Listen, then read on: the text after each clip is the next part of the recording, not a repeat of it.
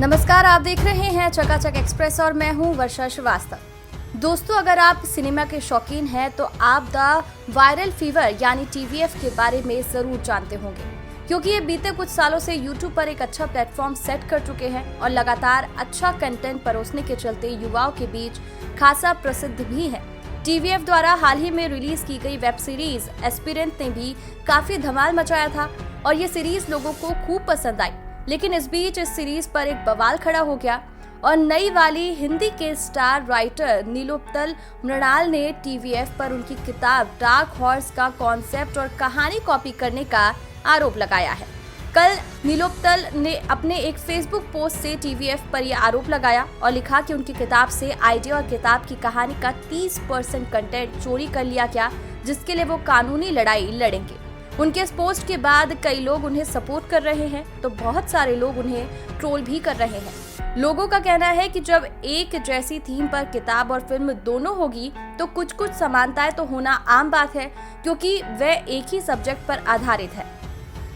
आपको बता दें कि डार्क हॉर्स की कहानी अलग अलग राज्यों से दिल्ली आकर आईएएस, पीसीएस आदि सिविल सर्विसेज की तैयारी करने वाले छात्रों के जीवन पर आधारित है, जबकि टीवीएफ की वेब सीरीज भी इसी सब्जेक्ट पर बेस्ड है। अब सोशल मीडिया पर हुई गर्मा गर्मी में कई लोग एक दूसरे पर आरोप प्रत्यारोप लगा रहे हैं। किताब और वेब सीरीज के फैन आपस में ऐसे लड़ रहे हैं जैसे उन्हें भी किताब की रॉयल्टी या एस्पिरेंट की स्क्रिप्ट में क्रेडिट मिलने जा रहा हो। कुछ हो ना हो, इस सब में फेसबुक के मीमर्स को एक नया सब्जेक्ट जरूर मिल गया है, जिस पर वह तरह तरह के मीम बनाकर लोगों को लोटपुट कर रहे हैं। कुल मिलाकर जिन्हें किताब और वेब सीरीज दोनों से ही कोई मतलब नहीं है, वो भी परसेंट की बात कर रहे हैं। डार्क हॉर्स के लेखक नीलोत्पल के आरोप के बाद टीवीएफ एस्पिरेंट के राइटर दीपेश ने भी चोरी के आरोप को नकारते हुए अपने बचाव में एक भावुक फेसबुक पोस्ट किया और लिखा कि आज शाम हमने सोशल मीडिया पर एक ऐसा पोस्ट देखा जिसमें एस्पिरेंट्स के क्रिएटर्स और प्रोड्यूसर पर एक आरोप लगाया गया है कि हमने उनकी किताब की कहानी को चुराकर एस्पिरेंट शो बना दिया।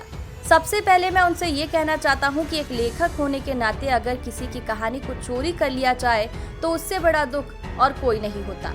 उससे बड़ा दुख सिर्फ एक ही होता है जब किसी लेखक की सालों की मेहनत पर एक दूसरा लेखक चोरी करने का आरोप डाले।